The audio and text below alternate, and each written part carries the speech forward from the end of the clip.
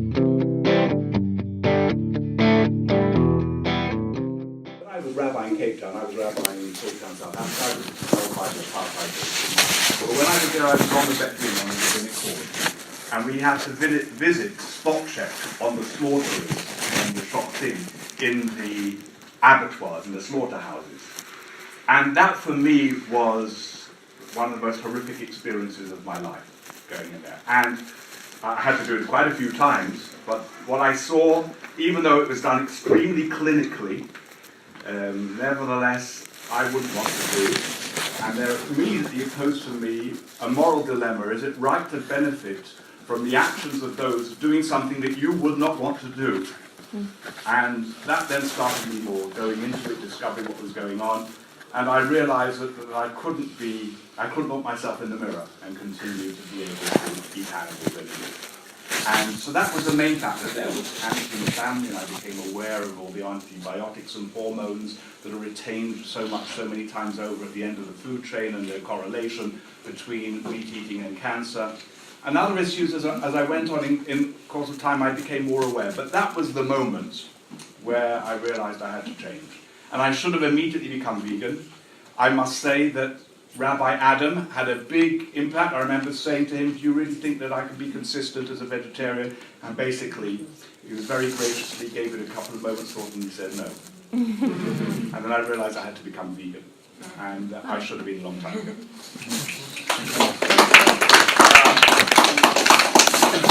Before I begin, I just want to say that I feel like I'm sitting in front of one of my teachers, because what Rabbi Rosen does, both in terms of interfaith relations between the Jewish world and the non-Jewish world, is spectacular.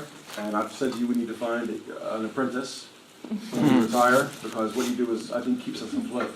So well done, along with your very strong voice in the world of activism for this issue. For me, it was just about finding out the reality of what was happening in the industries. I've always been a person who wanted to live a life of integrity. When I found out the realities of factory farming, it was an overnight issue, an overnight decision. If you want to live a life of integrity, of ethics and values, and you don't want to be duplicitous, and you want to feel like you're somebody who can be proud in who you are, for me it was a very simple decision. It's been a simple process the whole way, because when you're dedicated to the injustice of something, to fixing that, then it no longer is painful to deny yourself things that are unjust. So my wife also is a vegan. When she smells a barbecue, she gets repulsed. When I smell a barbecue, I start to salivate. I can't deny that things are still tasty and I have cravings. But it's simple to deny myself, because I just think about all the pain and suffering that's behind the food, and it's easy to walk away. I'm also the kind of person where I believe that going cold turkey for me is the only way I can do it. If every time I sat down to a meal and I said, is this the meal I'm going to be vegan or not vegan, it would be too hard. I would never be able to overcome my inclinations. So stopping completely and saying it's just not permitted to me anymore was the way to go, and that was about 15 years ago.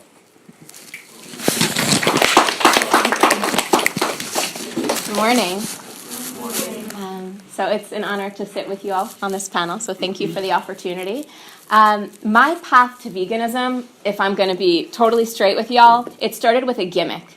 And by that, I mean growing up, I was primarily vegetarian, especially by the time I got to college, was trending toward vegetarianism for a combination. It was kind of like, well, there's a little bit of the reason is animal rights, and a little bit of the reason is environment, and a little bit of the reason is health. So if there's a little bit of each of those, then that's a compelling enough reason to take the step toward vegetarianism.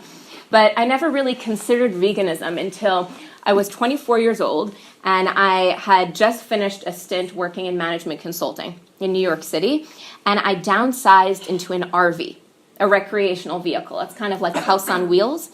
And I proceeded to spend 3.5 years RVing North America, doing a wide range of things, but it kind of gave me the opportunity to take a step out of my day-to-day life and to challenge myself. And how many of you here have heard of TED Talks? Anybody? Okay, so most of us know TED Talks. I watched a really cool TED Talk, and the premise behind the talk was this idea of 30-day challenges, that you can choose anything, And to do it for 30 days, it's long enough that it could create a behavioral change, but it's short enough that it's not so daunting. So I proceeded to do, 30 days of handstands every day, of no complaining or criticizing, of eating only with my hands, all of these strange 30 days.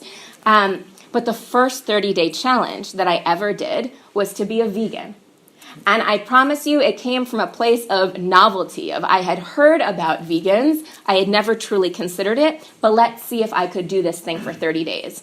And the magical part of this experience is that most human beings have a certain level of cognitive dissonance, which is basically a fancy way of saying we're kind of in denial. We don't want to deny what's not comfortable, what's not natural for us to internalize. But all of a sudden, here I was in this 30-day challenge, and I wasn't eating anymore, not just meat, but also animal products, no eggs and no dairy.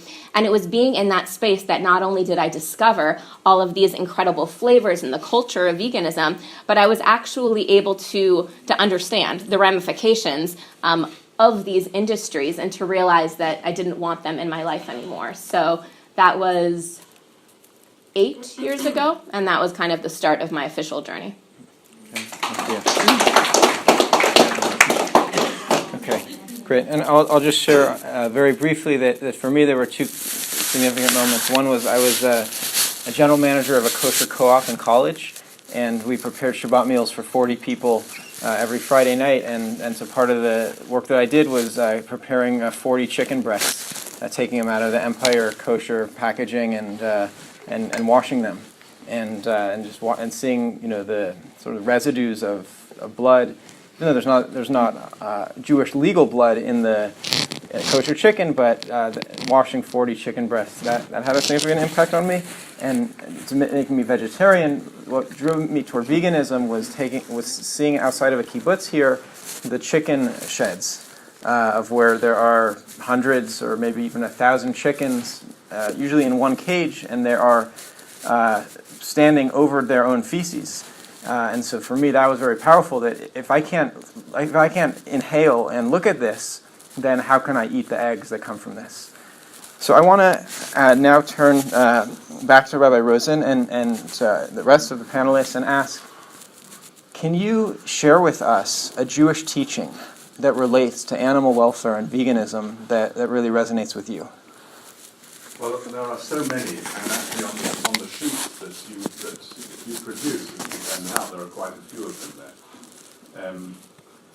And so I don't want to belabor and repeat things unnecessary, but I would say, if you like, for a theme, for me the theme is in the prayer that we say, for those that pray 3 times a day, we say it actually 4 times a day, because it's twice in the morning service. Tov Adonai lakol v'rachamav al kol na'asav. God is good to all, and His mercies extend to all His creatures.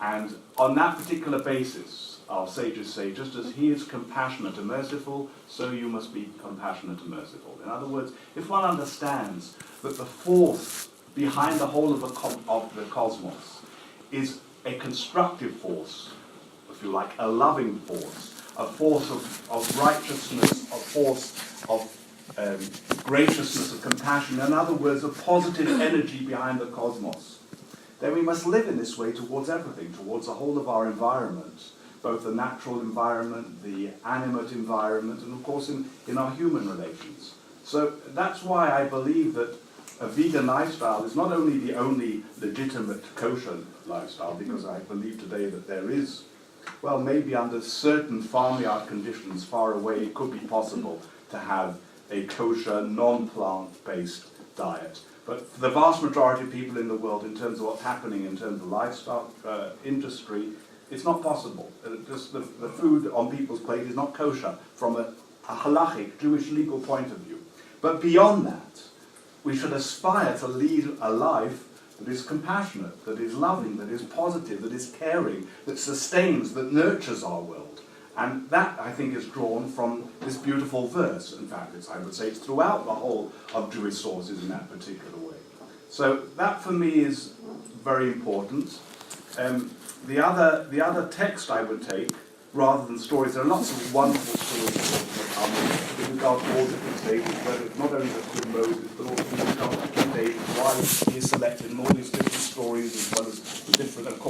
the text with regards to Rebecca, who provides the water for the camels as well as taking care of Eliezer. Tons of different stories. But I would say, in terms of message, in addition that God's mercies extend to all his creatures, and just as he is merciful, so we should be merciful. Shall I wait to him to finish there? Is he finished? Maybe wait 1 second.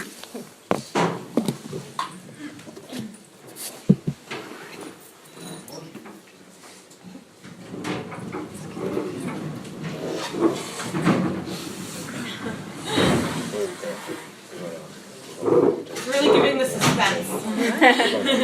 We like the build up.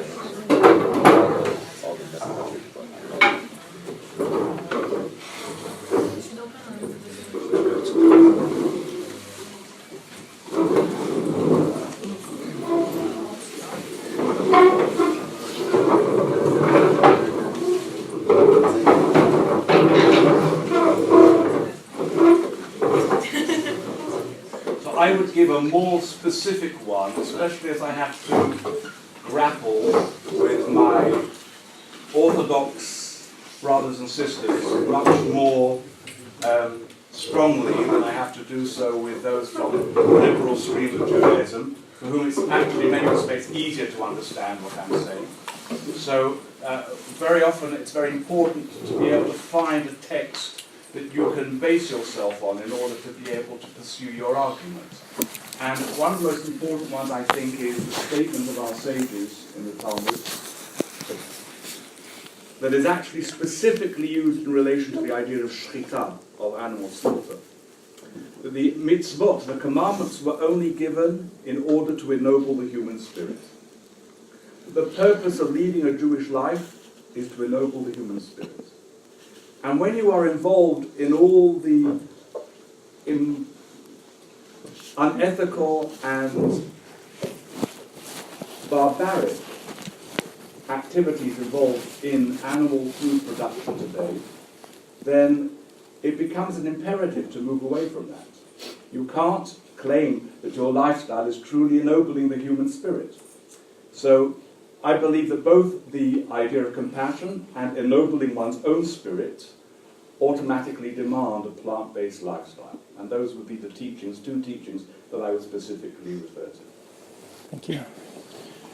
So I want to just open by saying that I think it's important, at least for me, it's important to distinguish between animal welfare and animal rights. So the reason I don't eat any animal products is because of my concern for animals. There's environmental reasons, there are poverty, impoverished society reasons, there are human health reasons, there are a ton of reasons. Specifically for me, it's my Judaism and my concern for animals. And there's animal welfare and there's animal rights. I believe that Judaism demands animal welfare as opposed to demanding animal rights. And there's an important distinction to be made here. Animal rights is the idea that an animal has rights and liberties, and we humans should not infringe upon those. We have no right to take away the autonomy or the life and liberty of an animal. I don't believe that's what Jewish sources support. And the other element, the other piece is animal welfare, which means that humans have the privilege to utilize animals for our needs, but it must be in concert with our concern and care for their well-being. You can't have one without. You can't be able to utilize animals without caring for them at the same time. And if we look at the Bible, we're required to bring sacrifices. We are required to use the ram's horn or a kosher animal's horn for shofar. The Torah scroll must be on the parchment of an animal's hide. So, and it talks about when you plow with your ox. So the Torah very definitively assumes that humans will be interacting with animals and have the privilege to use animals, but only with the idea of responsible stewardship. Now, that being said, I guess my favorite source would be in the Torah. It's found. It says you have to, if you come across a bird's nest, you have to shoo away the mother before you take the eggs. It also says that you cannot slaughter the offspring of a cow and the cow on the same day. And Rambam, who is one of the most important, I think, of the commentators, or the Jewish legal scholars, says to us that the reason for this is because the capacity of a mother animal to feel emotion toward its offspring is the same as it is in humans. In other words, he's saying it doesn't matter about an animal's intellect. The emotional capacity is not connected to intellect. So when a cow has its calf taken from her or slaughtered before her very eyes, she's going to have the same kind of emotional pain and reaction as a human would.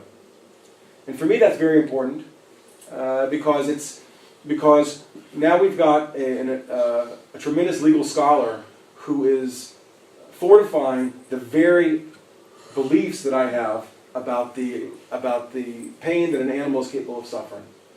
So I didn't need that source, but it's nice to be edified. As Rabbi Rosen said, there are pages and pages and pages of sources that support these ideas. And I'll tell you, there are very few pages that support the idea that we can disregard an animal's pain. But unfortunately, not only in the secular world, but in the observant Jewish world, the idea of disregarding an animal's pain as long as there's some human benefit is absolutely the norm. And that's the current we have to try to face and address. There are so many sources. There are so many stories. There are so many concepts to choose from, including preventing tsar ba'alei chayim, the unnecessary suffering of animals. But to share a few personal musings. From my studies of the Jewish tradition, it seems like Judaism, almost more than anything else, is a sustained critique on the abuse of power. If you even look during ancient temple times, what was the structure of roles at that time? You had the monarchy, the kingship, that was in one area.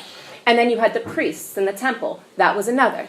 And then you had the prophets, that was another. But it's specifically this separation, this balance, this distinct distribution of roles in order to prevent that sense of abuse. And if we open up the book of Genesis and we review the story of the creation of mankind, of humanity, what does it say? We were tasked in the Garden of Eden, l'ovda u'lishomra, to work the land, but also to protect it in this almost caretaker or guardian type way. And one of the verses in the Bible that most resonate with me is this idea of kiddoshim tihiyu, to be sacred and be holy, but that is so general. What does it mean to be sacred, and what does it mean to be holy? And there's this understanding that Judaism is not an ascetic religion. We are not about, to every tradition, their own merit, but we're not about sitting on a hilltop and removing ourselves from society. We're about being a light unto others, about taking the mundane and through mindfulness and blessing and our day-to-day practice of elevating it. And we have the potential to do this through a vegan lifestyle and to kind of bring it all together.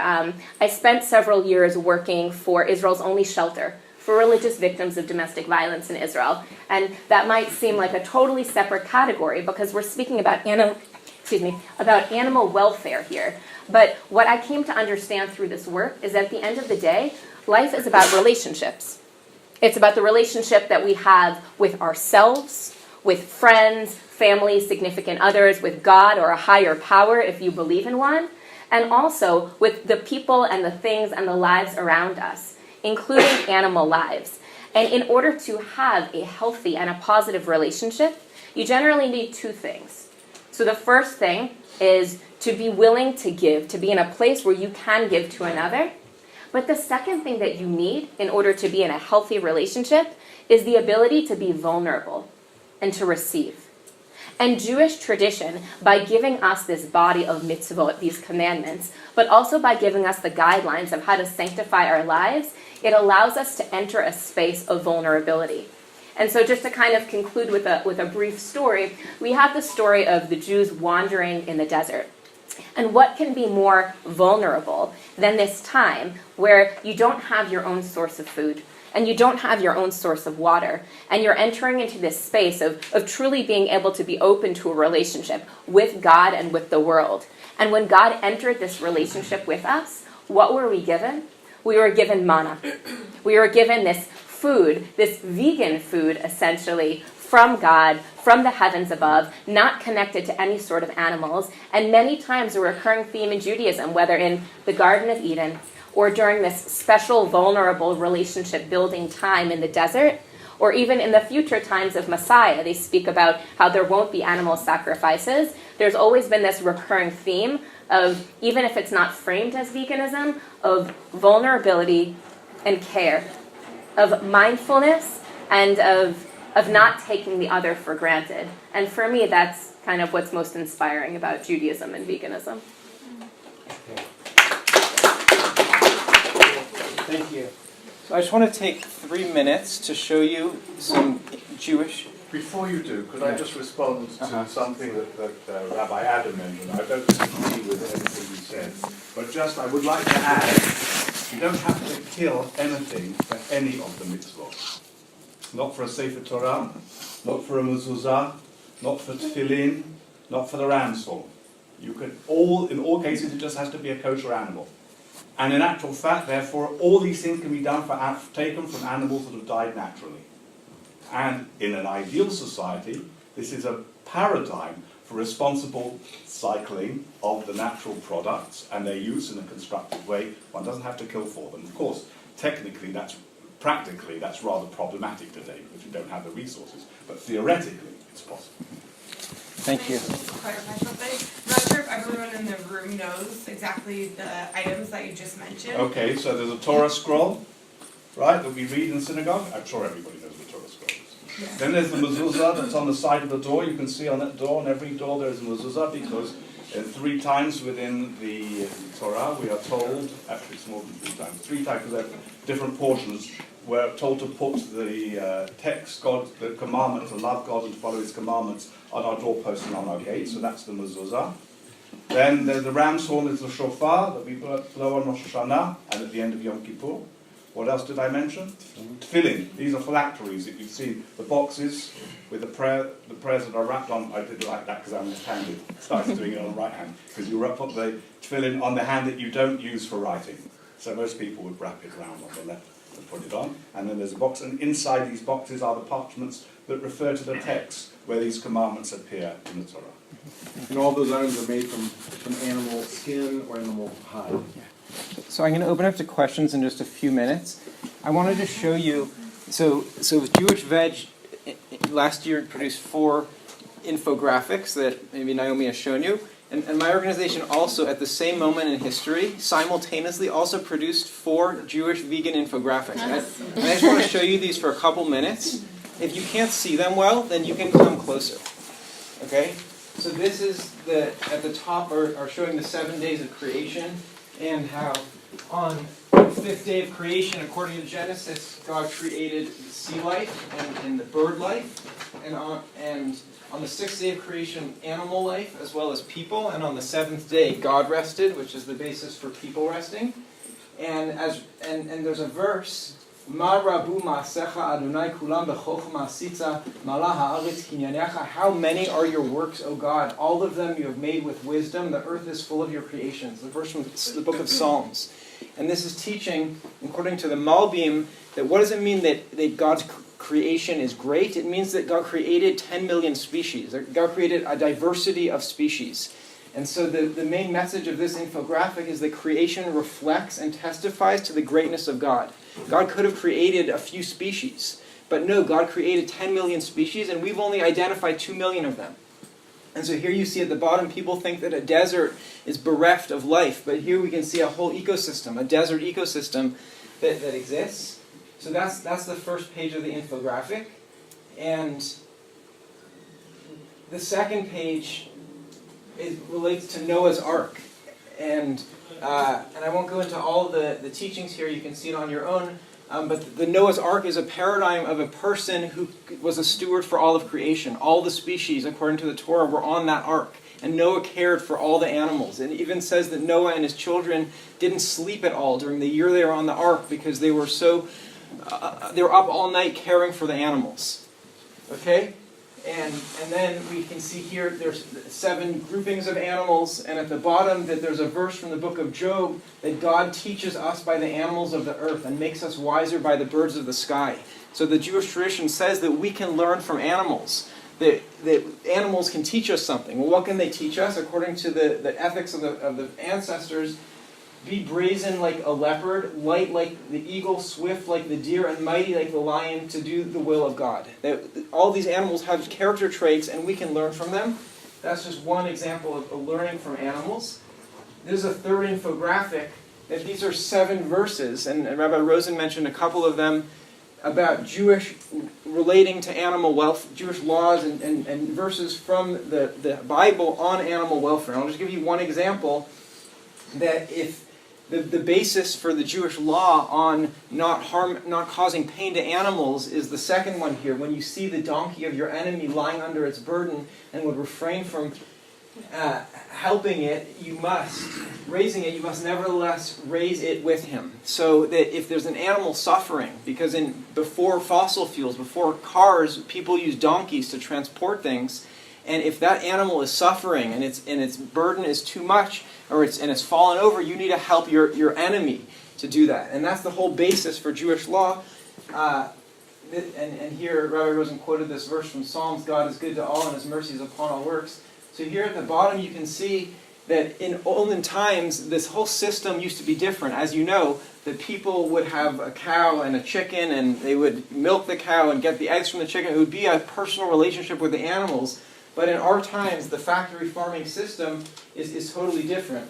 And here you can see that it used to be that people would eat meat like once a month. But in our times, with the industrial system, some people are eating meat 2 or 3 times a day. Or some people are eating meat, 20 servings of meat a week. And it's totally gotten out of balance. And the last one here it begins with a verse from Genesis. And that God said in Genesis 1:29, see, I give you every seed-bearing plant that is upon all the earth, and every tree that has seed-bearing fruit, they shall be yours for food. So the vision of the infinite one, of the divine, was, in the beginning, the first chapter of Genesis, that people should eat a plant-based diet. That's what it looks like. Okay, this is like a raw plant-based diet.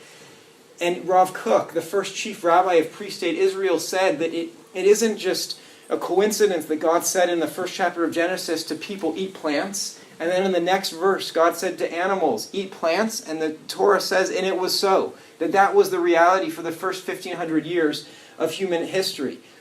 And Rav Kook says that we're going to return to this, and that humans are going to return to a plant-based diet, and that humans, through doing that, will lead to the enlightenment of animals as well.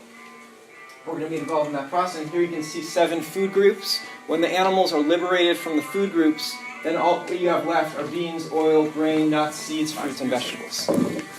Thank you. Okay.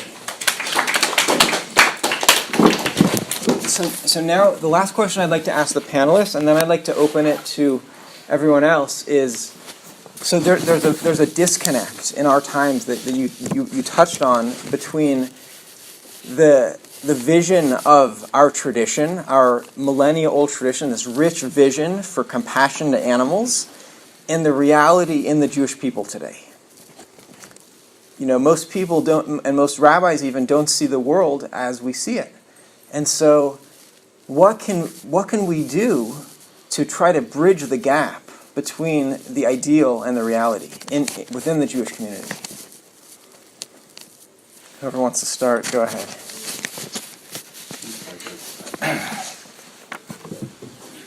So first let me say that when we interact with those of us who care about this issue, we interact with somebody who isn't at the same stage as we are in terms of their food choices, I think it's really important to take an approach, an animal welfare approach as opposed to an animal rights approach. To somebody who is still eating animal products, for that person to hear, we have no right to kill animals, we have a right to use animals, the wall's going to go up, we have nothing in common. You can't relate to me. But if the argument is, it may be okay to eat animals and use animals and enjoy animals, as long as we do it with compassion, but we can't, To not do it with compassion means we're part of the process of this terrible cruelty. Everybody agrees, if they see these pictures, that it's a horrible thing. So part of the way we have to interact with people is in a way that they can hear, not a way that it's not about us. I asked a photographer one time, how is it that you go into these slaughterhouses and take these pictures? Doesn't it just destroy you to go and see these animals? And she said, I do it because it's not about me. It's about the animals and trying to get the message out there for their sake. It's not about how adamant and militant we can be. It's about how we can help the listener somehow come to a greater understanding and be motivated to do something. That's in our personal interactions. I'm terribly disappointed with the Orthodox establishment for not caring about this issue, but I'm more disappointed for the progressive religious establishment for not caring about this issue, because it's the ones who are more progressive or liberal who seem to care about the spirit and the ethics behind Jewish teachings. And they're the ones who are trampling on this, and this is an issue that is obvious. These days it's not about indifference, ignorance, it's about indifference. And so I'm super upset with my rabbinic colleagues in the non-Orthodox world, because they know better, or they preach better.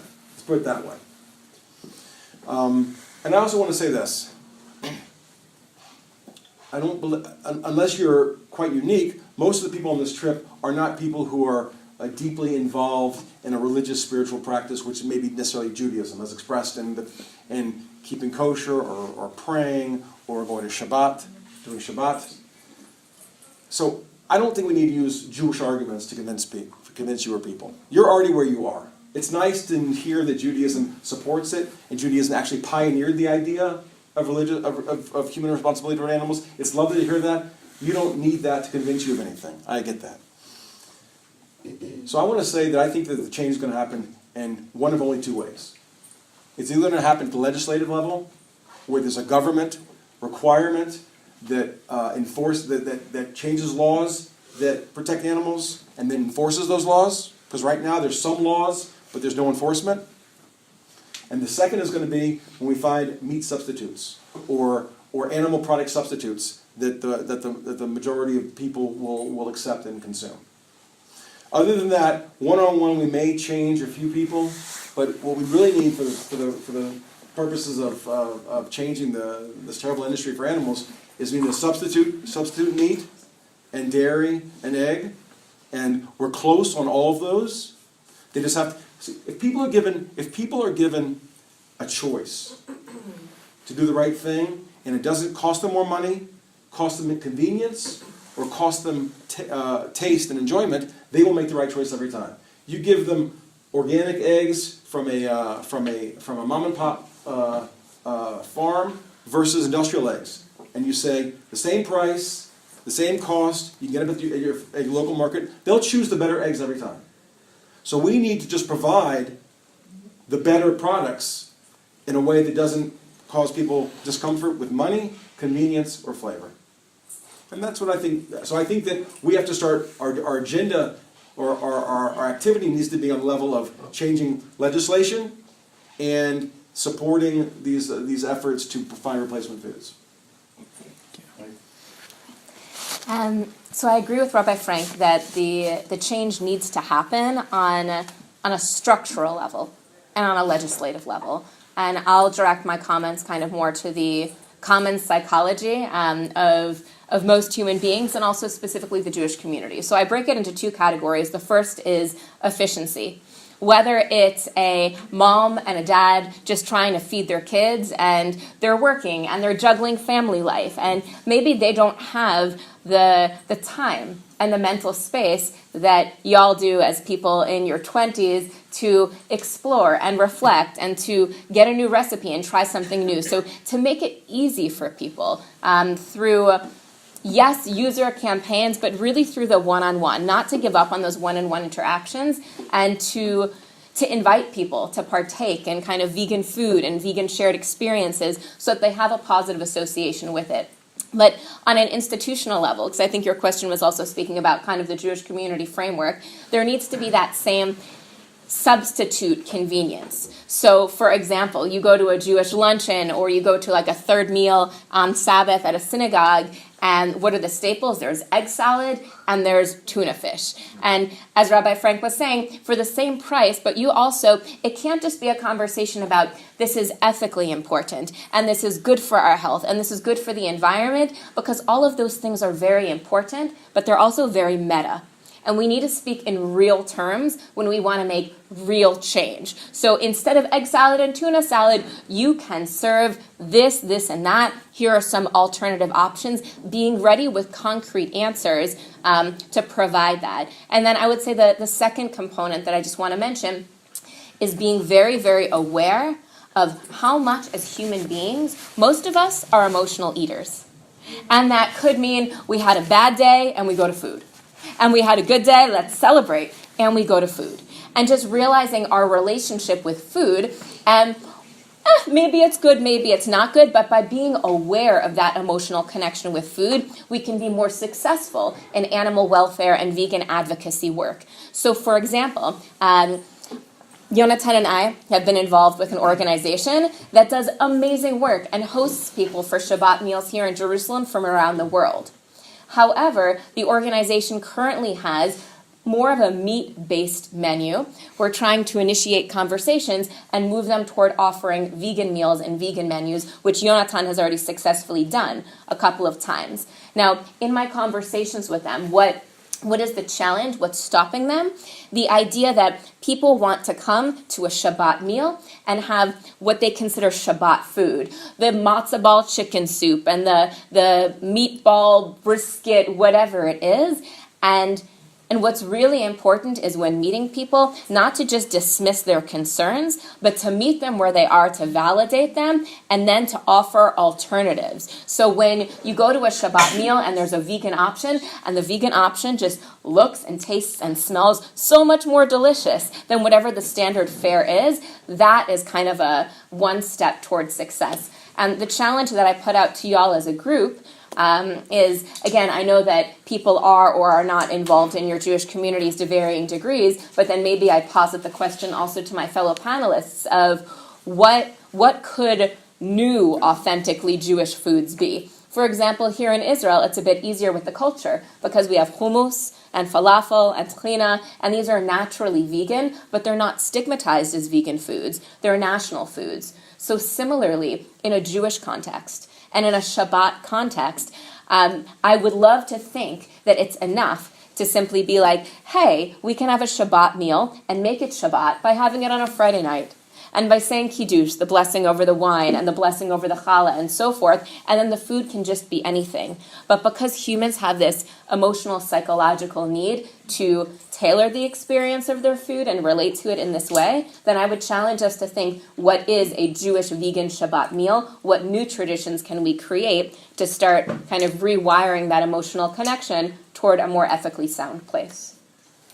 Amen. Well, I don't think I can add anything substantial to what's been said, because both the other panelists have really, I think, covered the scene as far as the question is concerned. But as they were speaking, I remembered some incidents also in my life, which was related to the first question, which to some extent I'd forgotten about. So when I started to become vegetarian 42 years ago, we had a visitor in Cape Town who was the founder of the Jewish Vegetarian and Ecological Society, which was founded in London, the first of its kind, 60 years ago, maybe 70 years ago, in fact. And he knew my father, who had been a famous rabbi in England, and was very happy to come to my synagogue in Cape Town, and we took him home for Shabbat, and I boasted about the fact that we don't eat meat anymore. But he said, but you've still got a dead carcass on your table. How can you celebrate the Sabbath, the holiest day, with a dead animal on your table, whether it was a chicken or it was a fish? That also had a very profound impact on me, because it came from a very sincere point of perspective. And what's really important, I think, in what both Rabbi Frank and Ayo have said, is the need to, if you want to impact upon somebody, not to come across as self-righteous, or as in any way dismissive of another person, because then they'll simply react negatively. One's got to if one wants to relate to animal life with compassion, we have first and foremost to relate to human life with compassion. And we need to understand that most people in our society, they are victims. They're victims of indoctrination in many different ways. And diet is one way in which they've been indoctrinated and they've been hooked. They're on drugs. There are people, just as you should feel compassionate for somebody who's on drugs and can't get out of it, you should feel the same attitude towards people who are living a life in which they depend upon killing and on terribly immoral practices in order to be able to sustain themselves. And if it comes, I think, if you interact with people out of a sense of understanding that they're hooked on it, and that you're not coming in a manner that is patronizing, then I think you will have a much more impact. But the truth of the matter is that they are on the defensive. We might be a minority today, but we are the ones for whom the future is opening up an embrace. You are the future, not simply because you are young, but because you've chosen a lifestyle that is the lifestyle of tomorrow. Today, you know that Tel Aviv has become one of the vegan capitals of the world. It's not just amongst Jews in Israel, amongst Arabs as well. It's a fascinating development of which veganism is becoming more and more popular. And around the world, it's increasing all the time. The carnivores are on the defensive. But you're not going to be able to have a greater impact through being aggressive, as my colleagues have said. It has to be in some compassionate way. And one thing I would say when it comes to people is, again, I think that's been mentioned, don't try to do everything or nothing. I think that's an attitude also towards Jewish life with regards to Jewish observance. I think only people who don't want to do anything say, well, either I'll be like that or I won't do it at all. Either I have to be this, or this is inconsistent. This and that. We are inconsistent human beings. Nobody is perfectly consistent.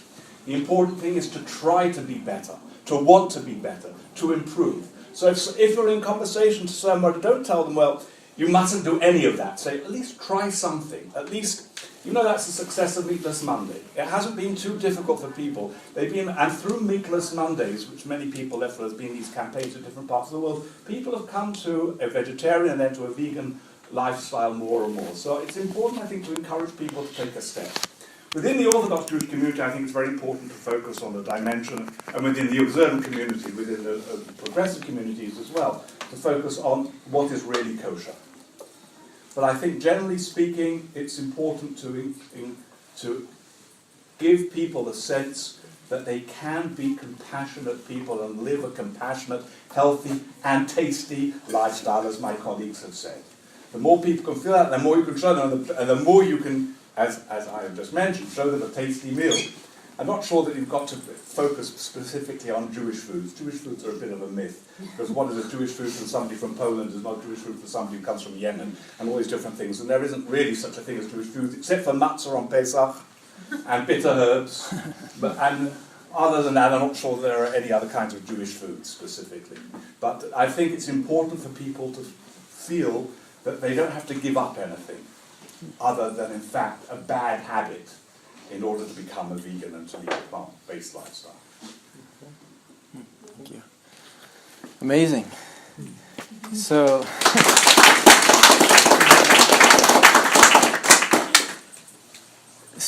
what are your questions?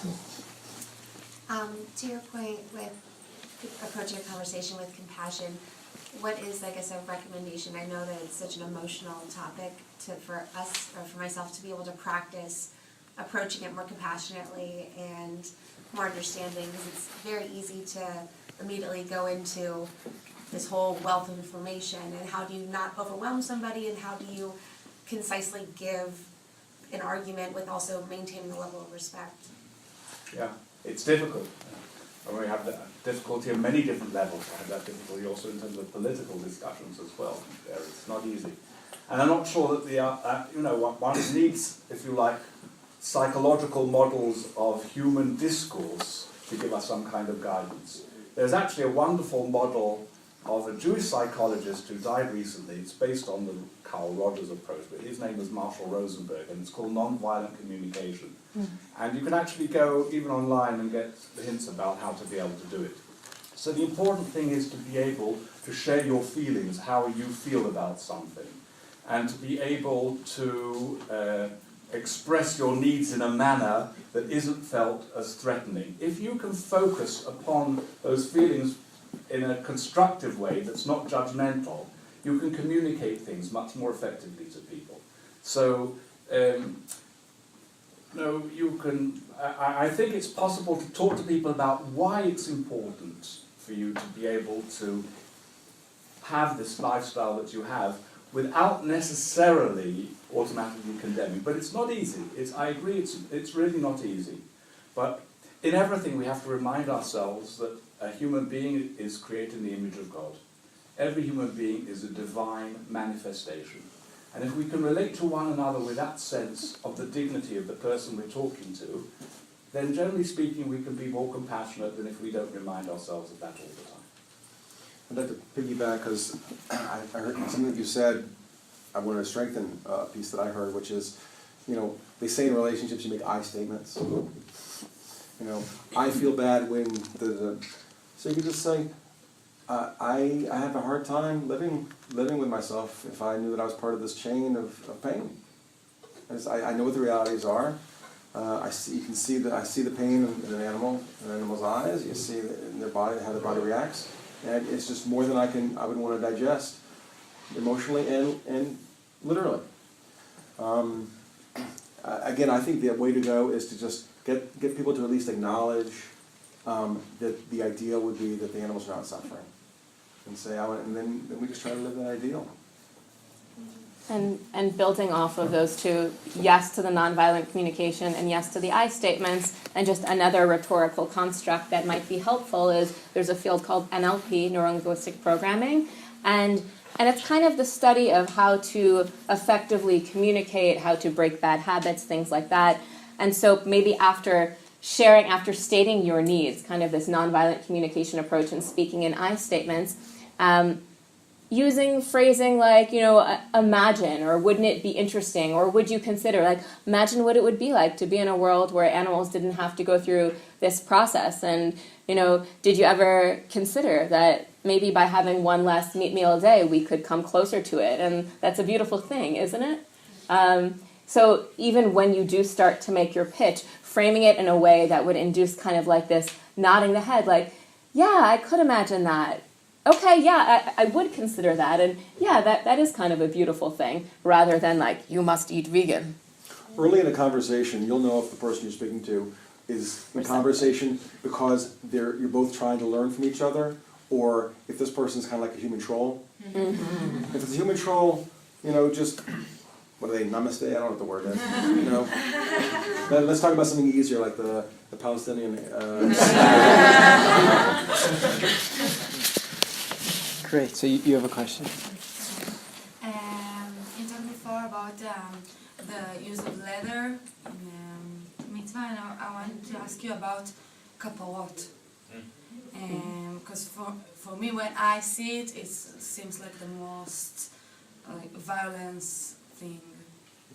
So this is a custom. This is a custom that goes back to the Middle Ages in certain communities, where they would take, before Yom Kippur, the Day of Atonement, they take hold of a chicken and whirl it around the head, either of themselves or someone else, and say, this is an atonement for the sins of the individual, and therefore let all the sins, as it were, be transferred onto the chicken. I am therefore relieved from my sins, and then the chicken is slaughtered as a form of atonement. This, to some extent, goes back to the very idea of the animal offerings in ancient civilizations, including in our own, in the sense that some of you transferred your own condition, as it were, onto the animal, and therefore you were free from it, and the slaughtering of the animal was in place of you being slaughtered for your sins, as it were. So this practice has come into the Jewish community. But already in the Middle Ages, there were plenty of rabbinic authorities who condemned it.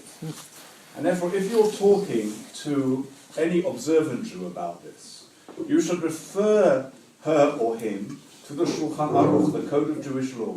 Because Rabbi Joseph Caro, the most important of the commentators, or one of the most important, after my mother, Rabbi Frank mentioned, refers to it as an unacceptable pagan custom. It's not only is it not Jewish, it's actually an idolatrous practice. And therefore it's a very interesting text to refer people to. So people who are fixed on it because of an idea that this is a Jewish practice should be alerted to those opinions that were dramatically against it. They should know that.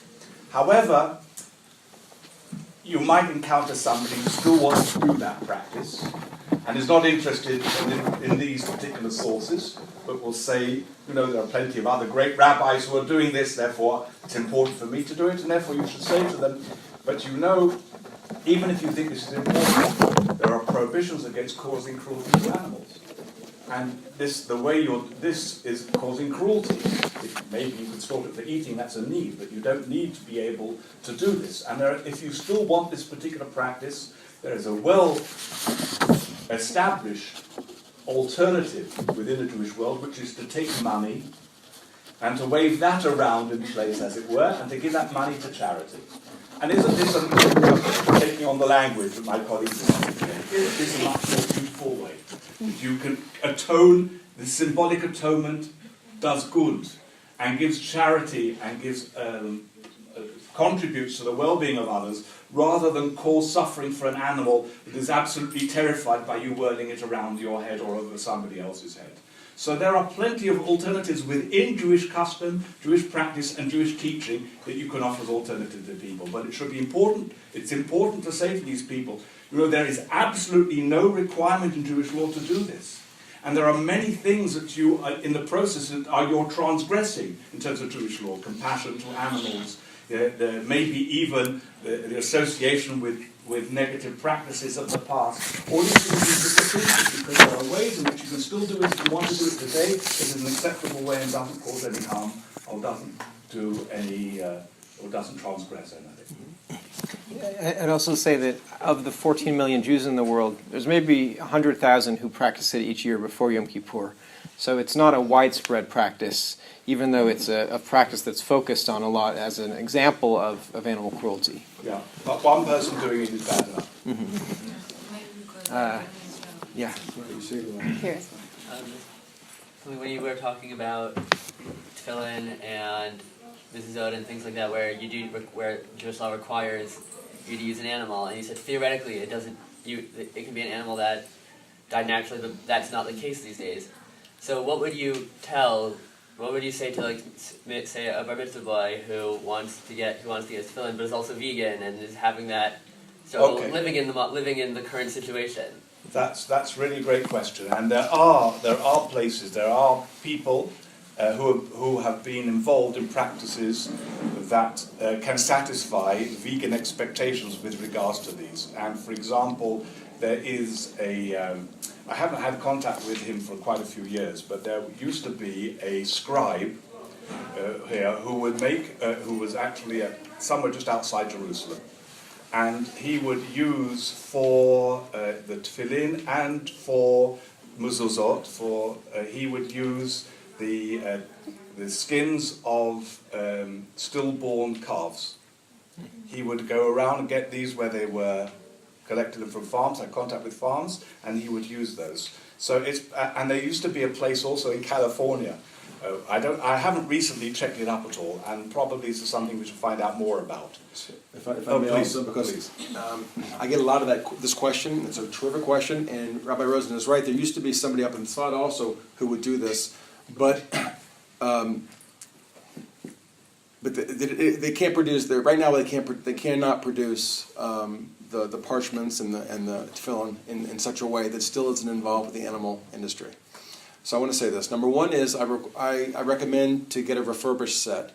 Take your grandfather's or somebody that's stuck in a drawer and go try to get that kind of renewed in a way they don't have to use as many new animal products. But number two is I say to people, look, I put on tefillin and I use shofar because that's part of my relationship with my people and my tradition. And it causes me discomfort.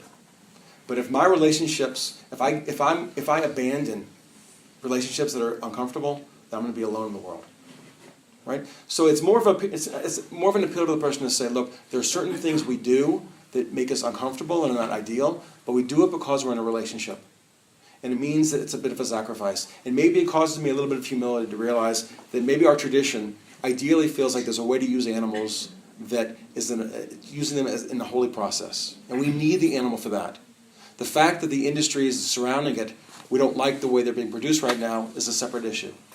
But so we make a sacrifice, a personal sacrifice to do something outside of our comfort zone for the sake of being in a relationship with God and the Jewish people and the tradition. And that's, I think, the only way we can convincingly say anything, because you cannot have tefillin that are made. You can make tefillin that are not from animal products, but they will not be the mitzvah. The idea of fulfilling a mitzvah is an important thing. So that's the piece I give. I just want to add to what both of you were saying, that there's also, the Jewish people are an indigenous people to this land, arising from shepherds. Okay, Abraham was a shepherd, and the many generations of Jews were shepherds, meaning they were in close connection with animals. That's why the shofar, right, the ram's horn, that's why it's blown on Rosh Hashanah, among other reasons, because Abraham slaughtered. Anyway, we won't get into that. But as Rabbi Rosen is saying, there actually is an ancient Jewish tradition of animal sacrifice, but that comes from people being in personal relationship with animals. So as the Jewish tradition reaches us in 2018, so there's a practice of wrapping oneself in an animal skin in the morning at sunrise, before sunrise.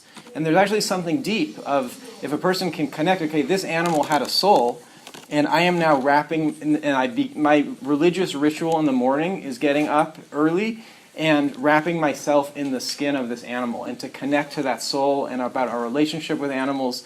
Also, most animal skin the animal isn't slaughtered for that purpose. It's slaughtered for the meat, and then the skin is used. That's also something to just keep in mind. Yeah. Two quick points in a question.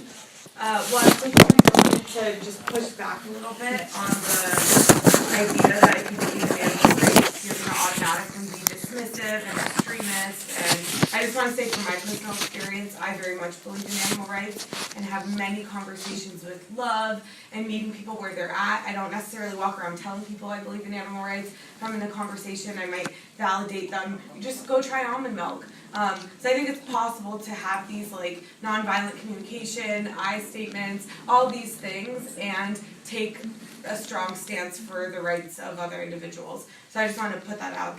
That's what I believe. And my other comment is I'm no Jewish authority. But I want to say that for me personally, using something synthetic because of my beliefs around all this is more of a mitzvah for me personally. I have a mezuzah that hangs on my door with parchment paper inside, not animal skin inside. And for me, that's more fulfilling for my personal mitzvah. And then my question is that By the way, I would say for somebody who isn't in a religiously observant world, that is much better than not having a mezuzah at all. Yeah. And that's absolutely. So I would say yes, have a mezuzah box, and maybe on a piece of paper have the words. If you can't bring yourself to having the parchment, I would say that's better than not having it at all.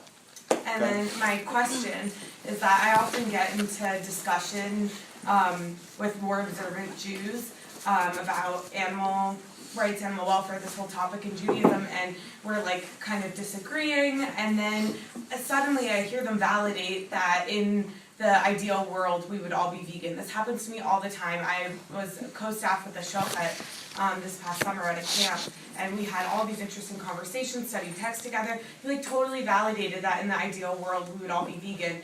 And this happens to me all the time. I think this even happened the other day at Amirim with our speaker, and and then they say, but right now we're not living in the ideal world.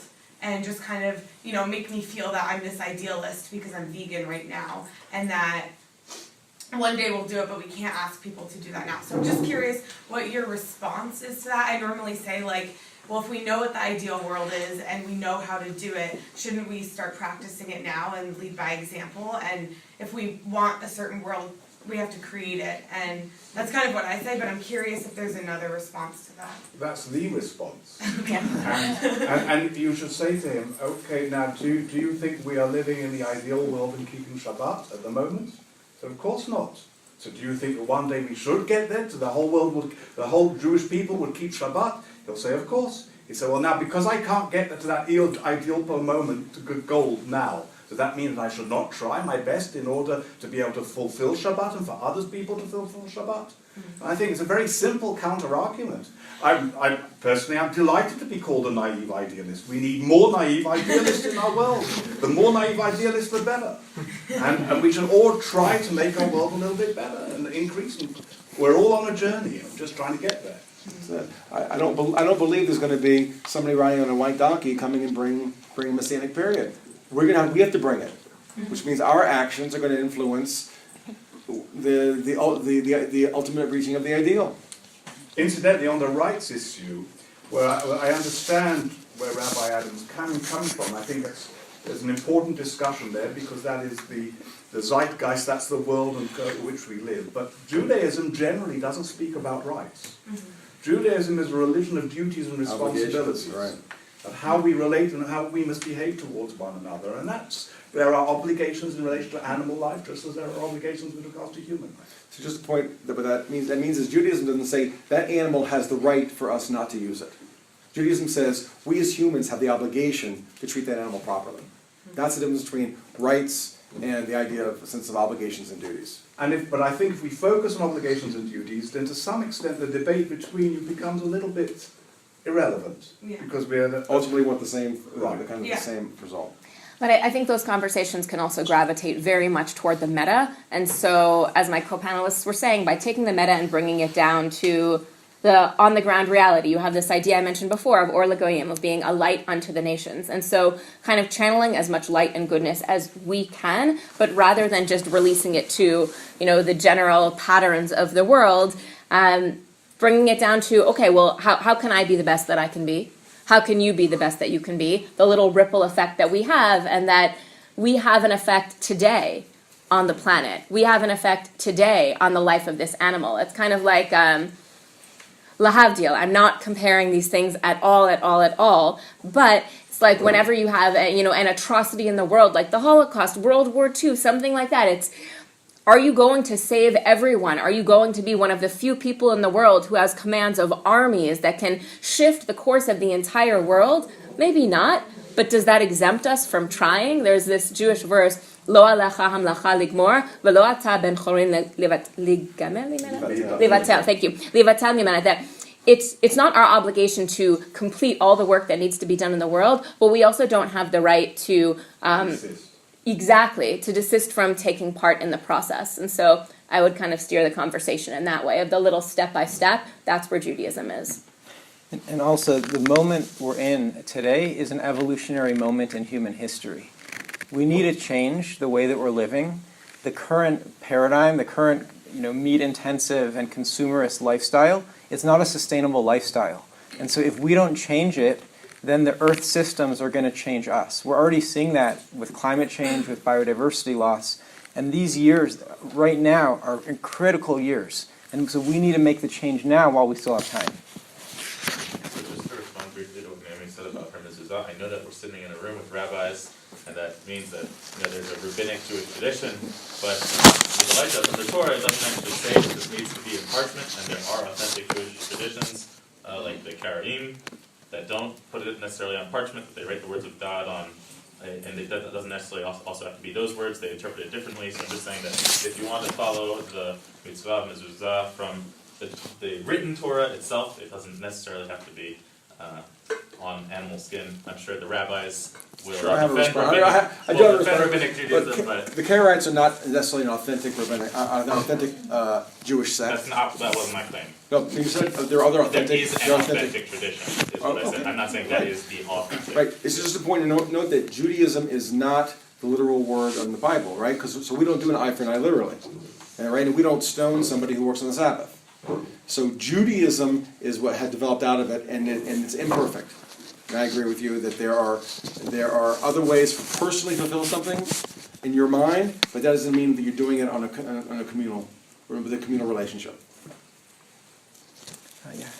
I think I read on the Jewish Veg, graphically God, that eventually God did say, to people, okay, you can eat meat.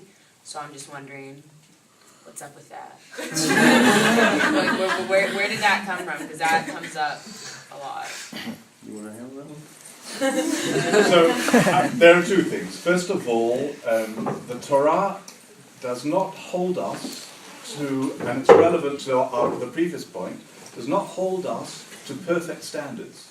The Torah recognizes that we're humans. So, for example, the Torah, as opposed to the Catholic Church, does not say divorce is forbidden, because it recognizes that people do not always have sustainable, perfect relationships, and therefore the Torah provides for divorce. Doesn't mean it considers divorce an ideal.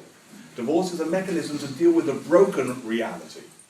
And there are other areas, for example, even though subsequently rabbinic Judaism made slavery virtually impossible, the Torah allows for slavery.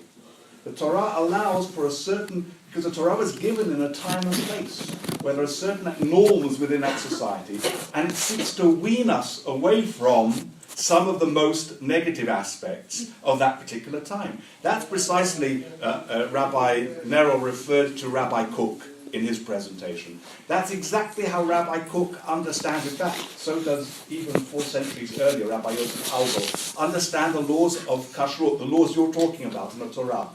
These were given to us to wean us away from the base indulgences that were the norm in that ancient society. And therefore kashrut is seeking to move us, is seeking to take carnivorous, indulgent people and to make them more spiritual through a greater consciousness, mindfulness in terms of how they eat, and that should lead ultimately towards the vegan ideal. So this ideal is based in terms of the myth, the images within the Torah, that while God created humanity ideally as vegan, nevertheless because of our free will, which often leads us to behave in a negative way, and thus led, if you like, to the corruption of society preceding the flood. Therefore, there was a recognition, or there is a recognition, by the force behind the cosmos, that human beings have certain needs or certain requirements which are not perfect, which need to be taken into account, but we need to raise them up and improve them and to take them in a constructive direction. If you're too strict, you're going to get too much of a pushback. If you allow certain things, then maybe we'll develop ourselves to get to the ideal, right? So the other idea was that after Noah, when people were the humanity was so bad that God destroyed everybody in the world except for Noah and his family, God said, okay, I'm going to allow people to have meat because maybe that will release some of the anger or tension, and maybe by just allowing them that, we can then get to the ideal where themselves will be dissuaded and move away from it. But the language that the Torah uses is concessionary language. If your hearts lust to eat meat, lust is not a positive concept. It's a recognition that there are certain needs that have to be taken into account and have to be channeled to be more creative. The other point I would say is a more sociological one. Within ancient society, not everywhere and every time was it possible to get all our necessary nutrients and to be healthy in all places, especially not when we got to Central and Eastern Europe for those Ashkenazi communities. But today, we don't need meat. There were times and places in history, maybe more than less, where people were not able to get the full adequate nutrients because of the geography, because of the topography, because of the climate, whatever the factors were. Today, in the modern world, we can get these things. We have the technology to be able to obtain them. There is no need for that anymore, and therefore we can reach a more ideal state.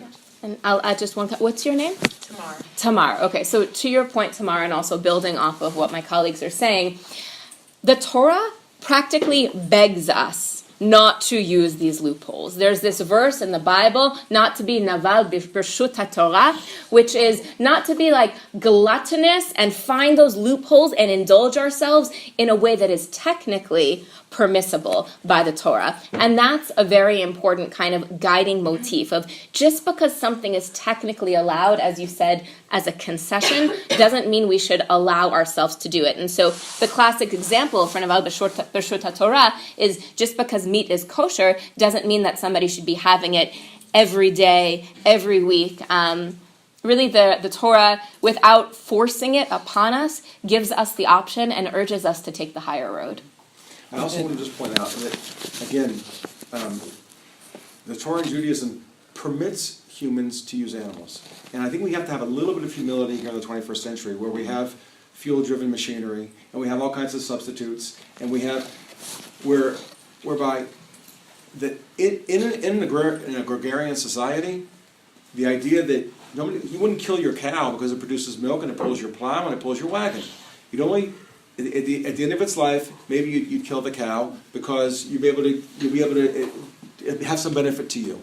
There's a certain humility that I think we should come to this with, which is that if it were not for those people who used animal-driven fuel sources, we wouldn't have our cell phones today. All right, so the fact that the Torah, thousands of years ago, and our tradition centuries ago, allowed for these things was because it was dealing with a reality then, which is different today. And I think Judaism has to continue to filter and meet modern ideas. So the fact that it allowed something previously, the idea of a woman and a woman getting married and having a marriage contract for her. 2,000 years ago, that marriage contract was the most progressive way of protecting a woman's being. Today, it can be seen as not egalitarian and misogynistic. It doesn't mean that the spirit of it originally wasn't the right spirit. So we shouldn't dismiss Judaism or the Torah because it allows us to do something, whereas today it's anathema to us without seeing it in the context of when it was relevant. And just to add to what Rabbi Rosen said, Rabbi Samson Raphael Hirsch 200 years ago in Germany wrote that originally God created the world so that people were vegan, and that's how it was for 1,500 years. With your question, Tamar, about the flood, so Rabbi Hirsch says that the climate on planet Earth changed with the flood, and a vegan diet no longer became possible or easily attainable. But Rav Kook, in saying in 1903 that in some future time we're going to return to that, I think in our times we see with the abundance of vegan food that the climate, in a sense, it's not the climate has changed, but the Industrial Revolution has made it very easy for us to eat a vegan diet, and so we no longer need to rely on the stored protein from sheep and goats harvesting the marginal shrub grasses of a desert environment and slaughtering those sheep and goats, but we can rather be vegan. I'm an atheist, and I often find that religion attempts to define veganism, attempts to define life or nature with nurture. Does that make sense? Because religion is nurture, is what I believe. And I wanted to hear what you think about what veganism is in relation to that. Is it nature or nurture? Because when we look at science, logic, reasoning, math, is that nature or nurture? And I'm interested in hearing your perspective on that. I mean, I think that it's pretty clear that from your standpoint, perhaps, that veganism is nature, but I'm not positive. So if I can start with this one. Yeah. First, when somebody defines himself as an atheist, I remind that person that is the same, that's the opposite end of the spectrum of the person who maybe lives an ultra-religious, ultra-orthodox. They have no question that God exists, and the atheist has no question that God doesn't exist. What I want to say is I think Judaism wants us to be somewhere in between, which is we struggle. We struggle. We're not so certain in the world that we know that God does or doesn't exist. So I think that there's a humility that comes with being in part of the struggle and not on the extreme ends. Number one. Number two is one could be an atheist and still believe in religion, because they believe that religion may have a benefit to society. In terms of I think that veganism is nurture and not nature. I think it could be very natural for humans. And by the way, in Aboriginal or native societies before there was the Industrial Revolution, most of those societies were eating animals. I think that's the most natural, maybe for pleasure, maybe for the Maasai warriors. They had to kill an animal as part of their training or proving their adulthood. So I think that it very much is a natural, there would be nothing unnatural for one animal, maybe the animal close to the top of the food chain, to kill another animal. So I think it's nurture that would have us say, wait a minute, we have the capacity to make decisions and live with the ethical reasoning that comes with those, right? So do I believe in altruism? I'm not sure I believe in altruism, but I believe in the human capacity to think altruistically. But I don't think that's nature, I think that's nurture. So I think veganism is the same. I think these distinctions are artificial. And I think neuroscience in particular is demonstrating to us how nurture can become nature, and the interaction between these different areas, and how humanity and even science itself is not static. And one of the sources who I find fascinating to listen to, who I would recommend to be able to address this, is Rupert Sheldrake. You're familiar with his stuff? He actually he's a scientist, but he's actually very often in the vein of many scientists. What was his name? Sheldrake, Sheldrake. He himself is a scientist, but he's very much about, I would say, questioning these assumptions, which very often are as doctrinal in the scientific world as doctrine can be within the religious world. And he's showing that there's far more fluctuation and interaction between these things and how they impact upon themselves. But the bottom line is, for me, it doesn't matter. Even if you have to quote the poets, even if you believe that nature is red in tooth and claw, doesn't mean that because it's natural, it's therefore morally right and desirable, obviously. There's a very famous comment of some, I'm sure in many aspects I would totally have disagreed with this person upon almost everything he said, but there was a witticism, I think he was the dean of Westminster Cathedral at the time, where he said, ever since man has discovered his origins from the ape, he has been trying his best to get back to them. Yeah. And what was your name? Zoe. Okay, so just also to throw one idea out there, I agree with the panelists that it doesn't so much matter kind of what the distinction is, and that it's very possible that it's both or in between. But not this particular group, because y'all are vegan, but let's say I took just 50 random human beings from their 20s, from the United States, and put them in this room. And it wasn't, 9-something in the morning, but it was 2-something in the afternoon, and no one had eaten yet, and everyone was very hungry. And in the middle of this room, I put a crate of ripe mangoes and a cow. And I said, yalla guys, eat, go for it. I would say the vast majority of the people would go and pick up a mango from the crate, because for most human beings, not all, but for most, the idea of just biting into an animal that hasn't been nicely and neatly prepared and cleaned and cooked and presented to us is disgusting. It's repulsive to us. And I think part of the industrial society and the society that we live in is just we are so removed from how animals are raised and killed and prepared, and whether we're doing there's all these studies of the structure of human teeth and how our teeth are more inclined toward a fruitarian life as opposed to a carnivorous life. But even if you think of that gut reaction of no, most people don't want to bite into an animal, whereas most other animals in the animal kingdom that are carnivorous, that's exactly what they would do. So I do think there's something to that underlying nature, for what it's worth. So let's have one more question. I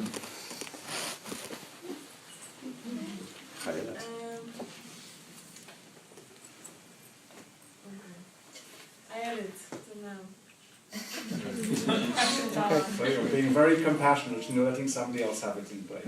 Okay, so maybe it'll come back to you and you can ask after the panel. Yeah.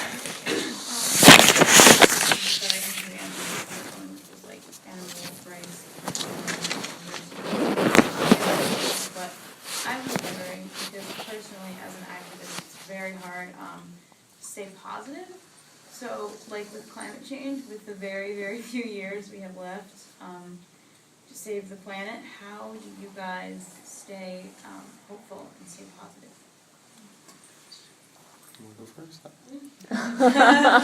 So maybe I'll just share. Well, no, you go first. No, it's okay.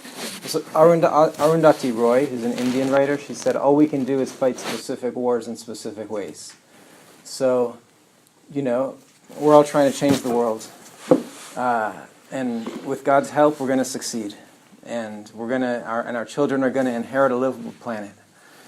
And I try to maintain the faith, and I know that there's something bigger going on, and I'm just, part of a much bigger plan that's happening here, and I'm in this incarnation here, and with the awareness that I have about the situation.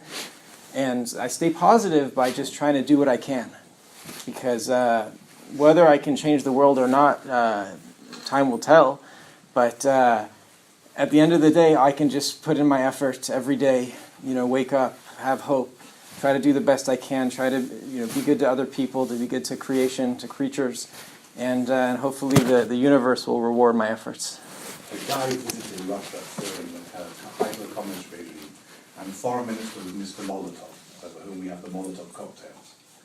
And he said to him, I'm reading your newspapers, and you talk about this communist society, and this wonderful society, this equal society, and this productive society, and this happy society. But I go out into the streets, and I see these long lines of people waiting for basic products. I see the despair on their faces. I see how unhappy they are. Molotov said to him, read the papers more and walk the streets less. I say, read the papers less. Yeah. Because the papers give us all the bad stories, which are overwhelming and are terrifying. But there's so much good in our world. Not so much good and so much success. You are part of the success. Veganism is a success story.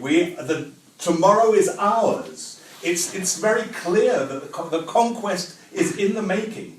And the creativity that's taking place for alternative energy sources in the world is enormous. And the United Nations is behind it, and there's a Sustainable Development Solutions Network, which I'm happy to be involved in, which is an amazing network of academic institutions around the world and of entrepreneurs and private people involved in this area. And we're discovering new technologies all the time, and even Israel itself in many areas, for example, in solar energy and other areas that we're developing that Yonatan is also involved in, are becoming a source of benefit and of opportunity to the world.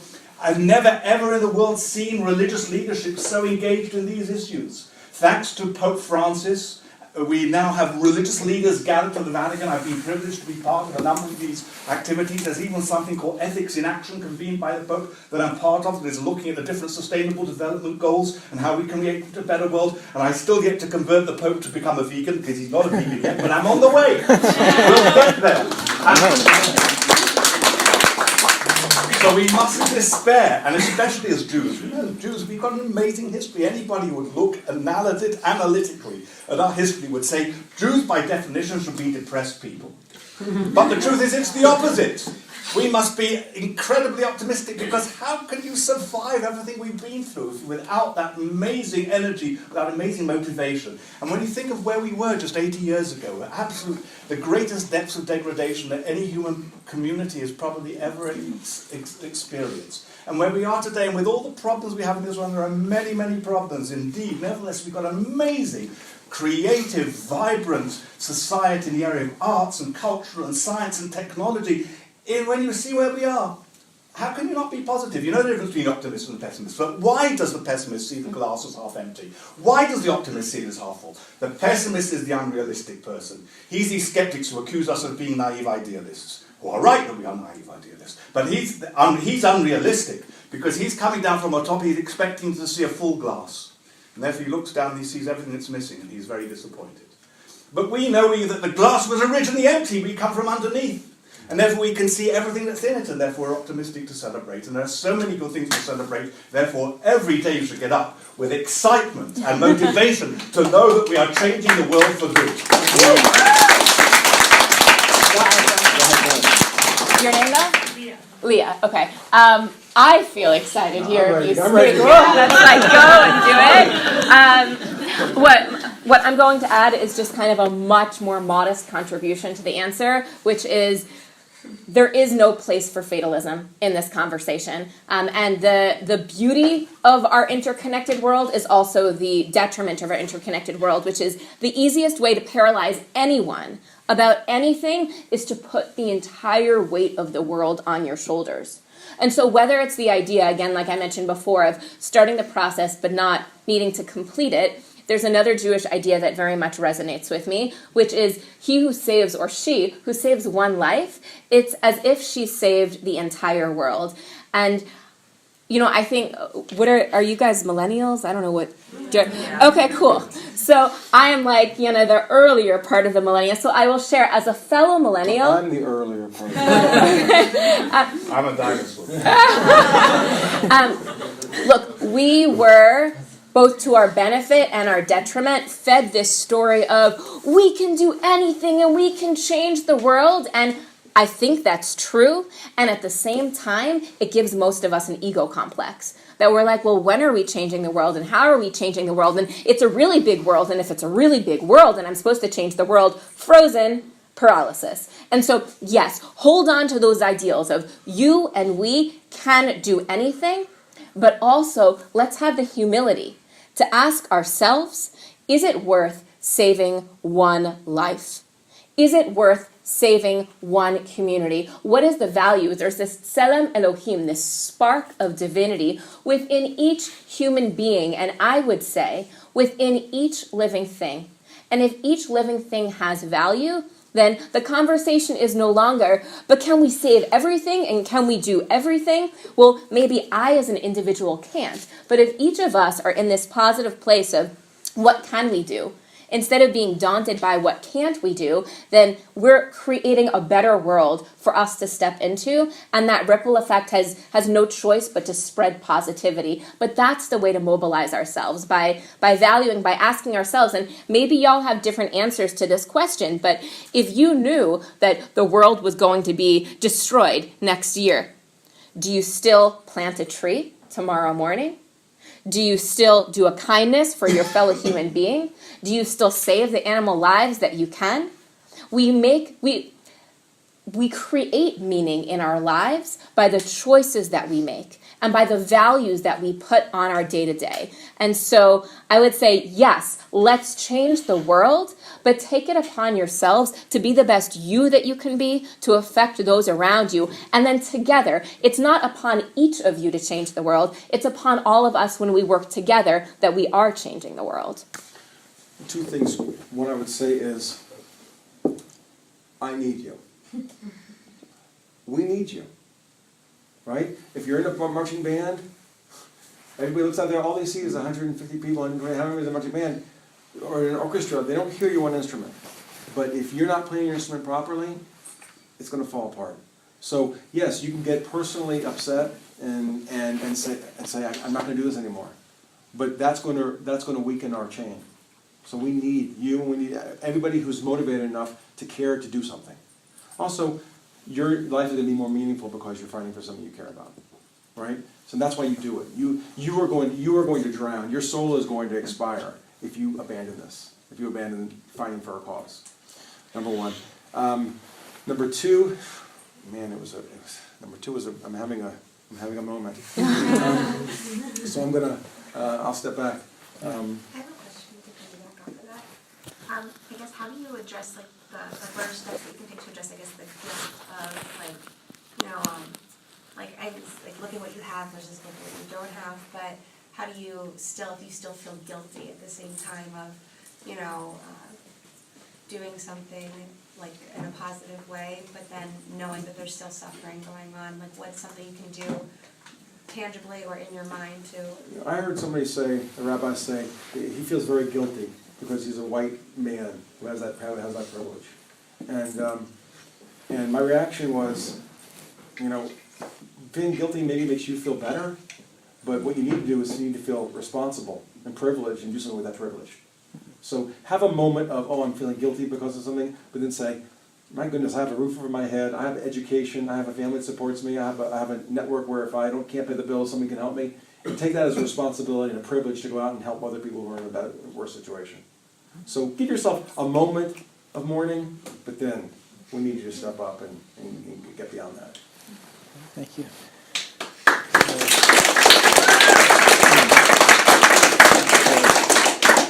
So we understand that you have to go to the old city of Jerusalem. And so we just want to bless you with a wonderful rest of your trip and to take in the the beauty and the holiness of this land, and hopefully we'll meet again sometime. Thank you.